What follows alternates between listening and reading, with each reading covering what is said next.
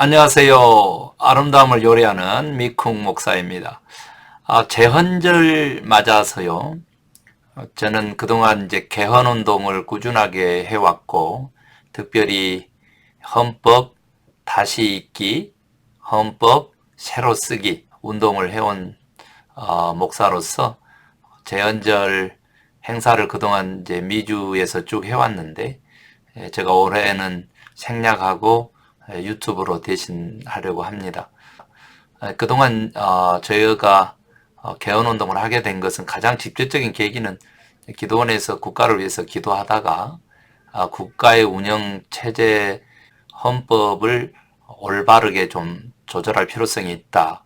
단순하게 이제 30년 됐기 때문이 아니고 시대를 쫓아서 또 가치의 변화를 쫓아서 또 미래를 향해서 헌법을 새로 이렇게 만들 필요성이 있다. 이제 이런 생각을 하게 되고 또 응답을 받아서 그 운동을 수년간 해오고 있습니다. 물론 이제 국회에서 할 일이고 또 대통령이 주도해서 헌법상 그렇습니다. 그러나 이제 우리 국민들도 국가 운영 그 시스템의 체계에 문제가 있다고 생각되면 이제 우리가 가장 먼저 해야 될 것이 사실은 이제 헌법을 새롭게 만들고 새로운 국가 운영 체제 시스템을 마련해야 됩니다. 제가 특별하게 이제 헌법에 머무르게 된 것은요, 가장 큰 게 역사관입니다. 역사를 주권하시는 분이 하나님이시라고 믿는 그런 그 순수한 목사인데, 무엇보다도 선교 제1국이 세계 인류의 역사를 주도해 왔다는 그런 역사 인식을 하게 되었습니다. 이제 로마가 그렇고요. 영국이 그렇고 미국이 그렇고 그렇습니다. 지금 현재 선교 제1국의 세계 그 주도권에 대한 인식이 강하게 있는 것이죠. 이제 모든 것을 제가 생략하고 지금 얘기를 합니다만은 특별히 이제 역사학자들 중에서 토인비라든지 또 미래사회학자 엘빈 토플러 같은 분들이 동북아에서 새로운 인류 희망의 사상이 나온다. 그런 그 예언을 했는데 저는 이제 일본도 아니고 중국도 아니고 저는 한반도 우리 한민족에게서 나온다 이제 이렇게 보는 거고요. 그래서 우리 민족의 정체성을 한번 찾아봤더니 하나님과 가장 가까운 민족성을 가졌더라. 그게 뭐냐 그랬더니 바로 국가적으로는 충으로 나타나고 가정으로는 효로 나타나고 지역 공동체에서는 두레와 개, 품앗이 같은 걸로 나타나는 공동체성이었더라 그 말입니다. 그래서 왜 그러냐면 우리가 믿고 있는 하나님이 삼위일체 하나님이라고 말씀드렸잖아요. 그 뜻은 그분이 본질상으로 공동체적이시다라고 하는 제 전제가 가장 기본으로 깔려 있는 것이죠. 그 본질이요. 그래서 하나님과 가장 가까운 민족성을 가진 나라, 공동체성을 아이덴티티, 그 정체성으로 하고 있는 민족, 우리 대한민국이고 또 우리 한반도 한민족입니다. 특별히 이제 북한까지 포함해서요, 그 세계 유일의 분단 국가인데 이제 통일이 된다고 한다면 우리나라가 선교 제1국이 될 가능성이 가장 높죠. 가능성이 아니라 확실한 거죠. 통일이 되면 선교 제1국이 될 것입니다. 그래서 사상과 이념이 다른 그런 그 두 국가 체제로서 지금 70년이지 않습니까? 그러니까 이제 그럼에도 불구하고 서로 상호 공존할 수 있는 그러한 그 더불어 살 수 있는 그러한 그 공동체성에 기반한 사회 국가의 운영 체계를 우리가 만들어낸다면 그것을 헌법으로요.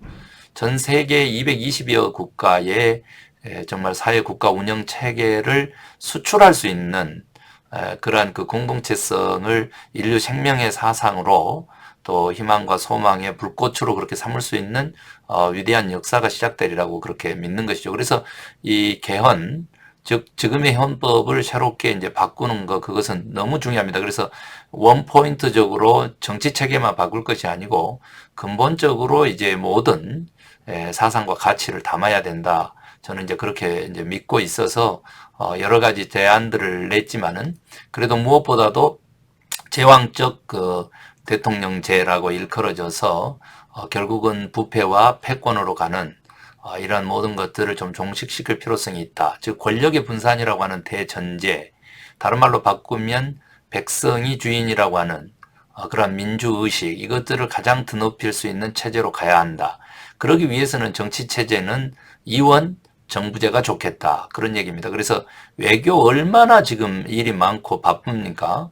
대통령이 되면은 1년에 수십 차례 이렇게 외국으로 나가고 또 정상 간의 회의와 회담과 그 만남과 외교를 통해 가지고 여러 일들이 많잖아요. 그러니까 외교 그리고 저 안보를 맡고 있는 국방 이것은 특별히 이제 우리나라 자체적으로 안보가 안 되니까 사회 열강 그 체제 속에서 우리 한반도의 특수 지리학적 체제 속에서 정말 외교하고 국방도 뛸 수가 없잖아요. 그리고 또 외국의 여러 가지 그런 그 입장들하고 관계 조율을 해야 되니까 외교하고 국방은 국가를 대표하는 대통령이 맡는 것이죠. 그 장관들의 임명권을 전권을 주고 요 책임 총리제로 가야 한다. 그래야만 그 국회라고 하는 입법기관이면서 동시에 책임 정치를 할 수 있는 그런 보다 효율적인 정치 지도 체제가 될 것이다. 그렇게 지금 보는 거거든요. 그래서 말 그대로 이번 그 세월호 사건 같은 경우가 나면은요, 당연히 그 책임자로서 국무총리를 이제 바꿔야 되겠죠. 그리고 총선을 통해 가지고 계속적으로 저희들 또 지방 정부 리더들의 선거를 통해 가지고 2년마다 한 번씩 중간평가 성격으로요, 지방자치하고 국회의원하고 이렇게 해가지고 계속적으로 바꿔나가면 되고요. 그래서 특별하게 그 책임정치 구현이라고 하는 차원에서 이원 정부제라고 하는 차원에서 책임총리제를 두자라고 하는 겁니다. 이것은 뭐 내각제보다는 훨씬 더 효용성이 있을 것 같아요. 그래서 복합형이라고 이렇게 봐야 되기 때문에 저는 이제 이원 정부제를 강력하게 이제 주장을 합니다.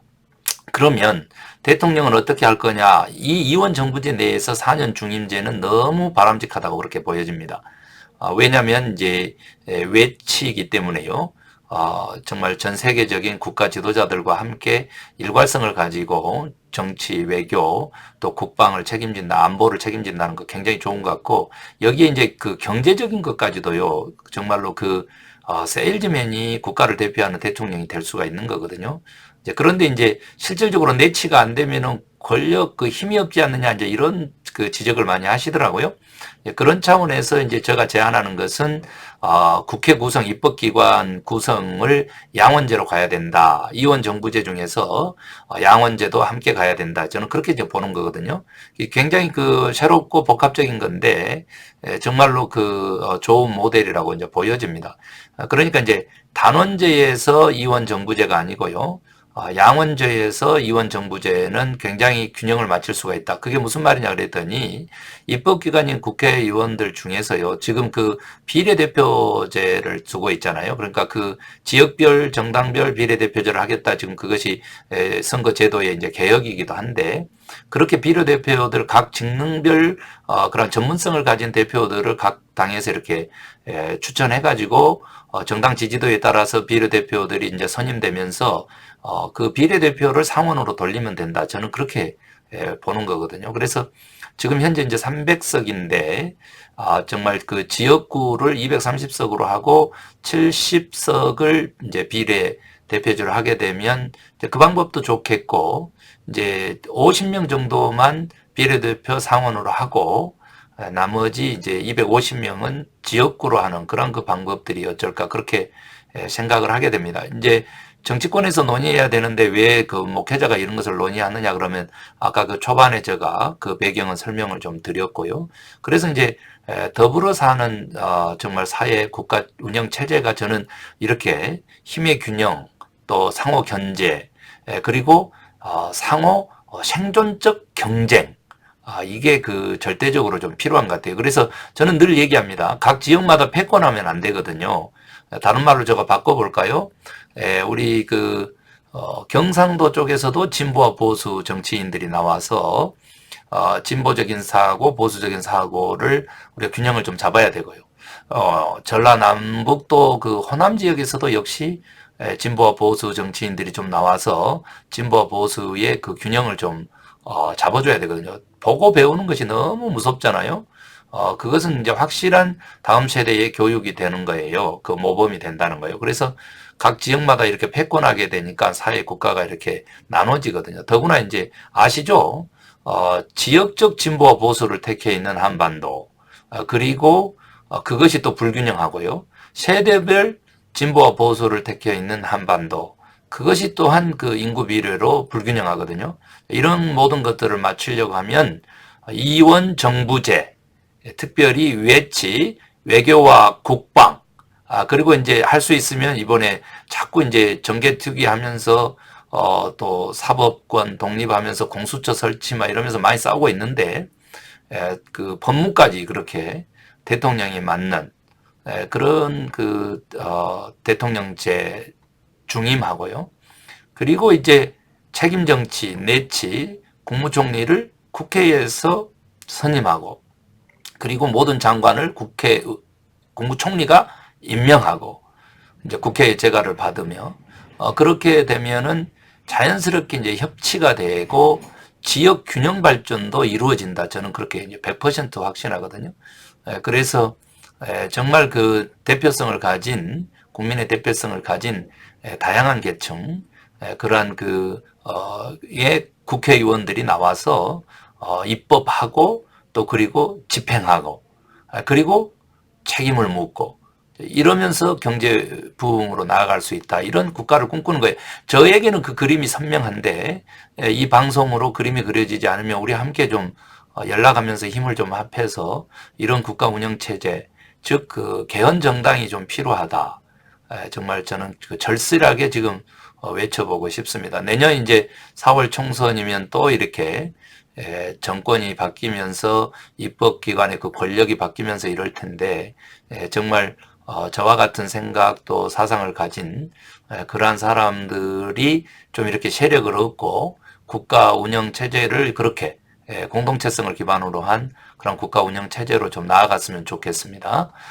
자유민주국가에서요, 이게 가능하냐? 가능합니다. 미래의 학자들은 미국의 미래도 사회복지국가로 갈 것이다. 이렇게 전망을 하고 있는데, 그게 이제 중국식으로 그렇게 예표를 했다가 중국식은 아니다. 뭐 이런 얘기도 하고 있는 지금 미래 학자들의 전망 그 시기 속에서 제가 새롭게 제헌절 맞아서요. 네, 헌법 우리 공동의 약속이죠.